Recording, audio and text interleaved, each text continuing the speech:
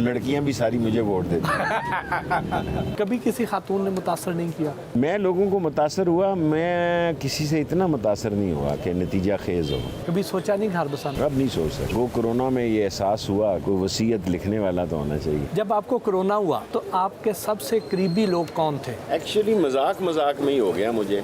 मेरे स्टाफ को हुआ तो मैंने कहा मेरा भी टेस्ट करो। वो टीवी पे स्लाइड चली तो जनरल बाजवा साहब का, कमर जावेद बाजवा का फ़ोन आ गया, देखी कि पिंडी ना अस्पताल दाखिल हो जाए। इतने में 2 गाड़ियाँ आ गई, 2 कर्नल्स आ गए। मैं तो फिर आ गए। मेरे 3 दिन तो बड़े भारी थे। मैं ये सोच रहा था कहाँ माँ के साथ दफन होना, ये लाल हवेली के नीचे होना है। लेकिन मैंने उन जनरल्स को कहा कि मुझे एक सिगार पीने देना मरने से पहले। उन्होंने कहा जी सिगार आप नहीं पी सकते। मैंने कहा फिर लास्ट मोमेंट कम, आप समझे मेरी मौत को 1 घंटा रह गया। तो जो आपके करीबी लोग थे उनमें से तो नहीं कोई मुतासर हुआ? मेरा स्टाफ तकरीबन आलमोस्ट दोनों बच्चे और वो किचन भी मुतासर था, बैटमैन भी मुतासर था। आप कहते हैं कि लाल हवेली का ताल्लुक श्रीनगर के लाल चौक के साथ है, जब वक्त आएगा तो पता चलेगा, ये क्या है? मेरे मरने के बाद जो तारीख लिखेंगे वो लिखेंगे कि मैंने कश्मीर में क्या किया। अभी मैं कुछ नहीं कह सकता, लेकिन मेरे मरने के बाद मीरवाज साहब और गिलानी साहब और अपने नौजवान जो हमारे हैं वो बेहतर बताएंगे। कश्मीर कब तक आज़ाद हो जाएगा? मालूम नहीं, जब तक एक भी कश्मीरी जिंदा है, कश्मीरी की जदोजहद जारी रहेगी। कश्मीर को बिल आखिर आज़ाद होना है, ये नहीं मैं कह सकता कब होगा।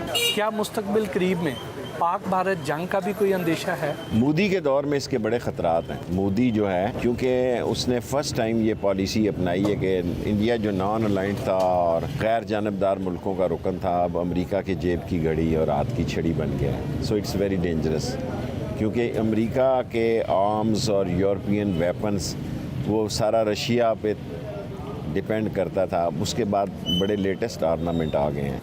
आप कहते हैं कि आंखें खुली रखेंगे तो सी पैक मुकम्मल होगा, इस पे कुछ छोटी मोटी कान भी खुले रखेंगे, आंखें खुली रखेंगे।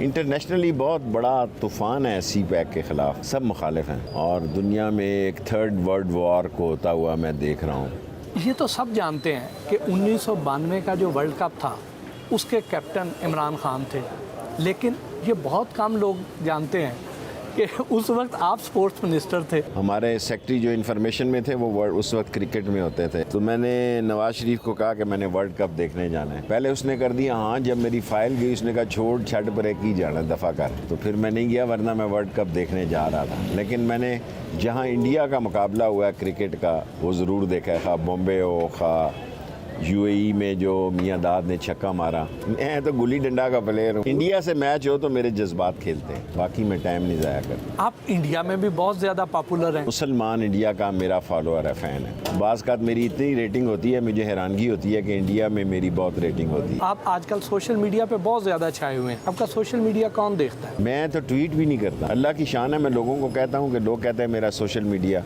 वो ट्विटर जो है 5.3 के 4 है। मैं कहता हूँ यार बादशाह लोग हैं, मैं तो करता नहीं। अब मैंने 1-2 ट्वीट करने सीखे हैं। मुझे नफरत है इस फ़ोन से, क्योंकि यहाँ लोग बड़े ब्लैकमेलर हैं। आम भी बात करो तो उसको टेप कर लेते हैं। अब तो नवाज शरीफ साहब भी ट्विटर पर आ गए हैं, वो क्या आपसे मुतासर हो गए? हर काम उम्र के हिसाब से करना चाहिए। ट्विटर जो है वो यंग लोगों का काम है। ढलती उम्र में और आखिरी 5 ओवर में अगर आप इस काम में पड़ गए, इस काम में अब सारी दुनिया ले, वो काम क्या जिसको सारी दुनिया कर रही हो, आदमी को वो काम करना हो जो कोई ना करे। So that is Sheikh Rashid. You should do a job which is not going to be done by anybody, that is Sheikh Rashid. ये अब क्या लगे हुए हैं। मैं तो इमरान खान साहब को कहता हूँ, वो भी फ़ोन लगे रहते हैं। मैं कहीं ना किया करो। क्या नवाज शरीफ साहब आप ट्विटर पे ही रहेंगे या ग्राउंड पे भी आएंगे? क्या मैं कह सकता हूँ, मैं as a political worker Asif Zardari और नवाज शरीफ की सियासत में देख रहा हूँ। मौलाना मुफ्ती महमूद की सियासत से नवाज शरीफ निकला और फजलुर रहमान की सियासत से क्या निकलता है, we have to wait and see. क्योंकि सियासत बंदे घेर के लाना फजलुर रहमान का काम है, बाकी ये सारे जुम्मा जंज के साथ है। जैसा कि आप कहते हैं अन करीब नून और शीन अलग अलग हो जाएंगी। शीन मैं शहबाज नहीं कहता, मेरे जहन में और कोई नाम है, मैं शेयर नहीं कर सकता। पीपल्स पार्टी नून के साथ नहीं रहेगी। देखें, इन तीनों पार्टियों ने इलेक्शन लड़ने हैं। जलसा तो करना है फजलुर रहमान ने, बाकी सारे ये जुम्मा जंज के साथ। फजलुर रहमान के पास तुलबा है, वो मजहबी बुनियादों पर ज़रूर गंद डालेगा।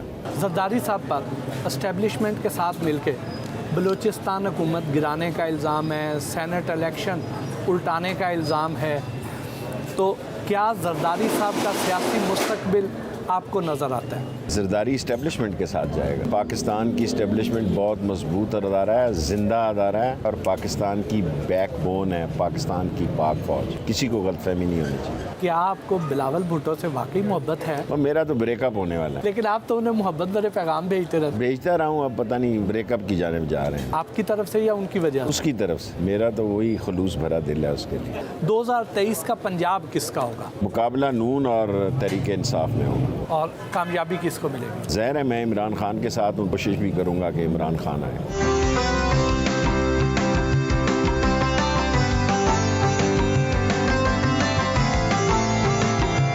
राजा बाज़ार में वाक़े अपनी पसंदीदा मिठाई की दुकान से मिठाई खरीदी और अहले इलाका से मुलाकात की।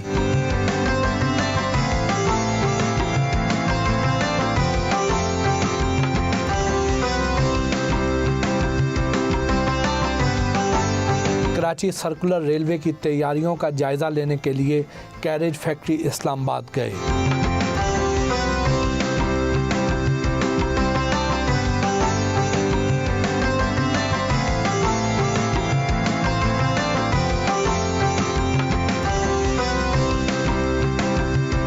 रेलवे के मुलाजमीन और दीगर शुरका के जलसे से खिताब किया, उनके मसाइल के हल की यकीन दहानी करवाई और सियासी मुखालफीन पर तंज और काटदार जुमलों के तीर भी बरसाए।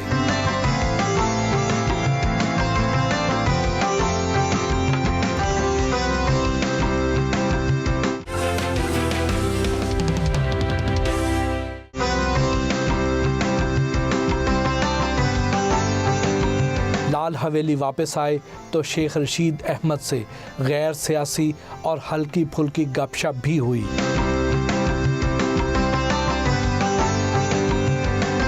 सियासत से रिटायर होने के बाद सिल्क का कारोबार आगे बढ़ाएंगे? नहीं बहुत है, कर लिया जो कुछ कर। या सियासी टॉक शोज करेंगे? टॉक शो भी कर ही देंगे, लेकिन सैर व तफरीह करेंगे। आप रज़िया भट्ट के नावलों का अक्सर जिक्र करते हैं। मैंने पढ़ा नहीं हुआ, वैसे ही मुंह पे चढ़ा हुआ है। आपने किताबों की दुकान भी चलाई? यहीं बेचता था बाहर, दुकान नहीं चलाई, बेचता था। खुद भी किताबें पढ़ते थे? पढ़ता हूँ किताबें, थोड़ी बहुत तो पढ़ता हूँ। अब पढ़ता हूँ कोरोना के बाद। आजकल कौन सी किताब आपके ज़ेरे मुतालिया है? वो मैं बता नहीं सकता, वो अच्छी किताब नहीं है, लेकिन उसमें सबक बड़े हैं। कौन सी अदाकारा की फिल्में कभी मिस नहीं किया करते थे? पता नहीं, सियासत के अलावा मेरी ज़िंदगी में कोई शौक़ नहीं था, लेकिन मैं रेखा और दिलीप से मेरी अस्सलाम वालेकुम बहुत अच्छी है अभी भी। So I have lot of respect and love for Dilip Kumar. Nusrat Fateh Ali Khan उनसे भी आपकी बड़ी बहुत दोस्ती। उनकी कौन सी कवालियां कौन सी नहीं आपको? सुनी, एक आदि कह के क्या ऐसे। नुसरत फतेह अली जादू था दुनिया की। नुसरत फतेह अली तो खुदा की अजीम आवाज़ थी, क़यामत थी वो। इस तरह फ्रांस में ज़ल्ज़ला होता था जब वो ताल उठाता था। उनके साथ गुजरे वक्त की कोई याददाश्त तो शेयर करें। बस काफ़ी गप्पे हैं, हालांकि उसके इससे दूसरे से राहत से मेरी इतनी नहीं है। बड़ा अदब करता है बेचारा। हाँ, लेकिन मैं उनके पास भी जाया करता था, खाना शाना हम खाते थे। वो भी खाने के शौकीन थे, मैं भी शौकीन हूँ।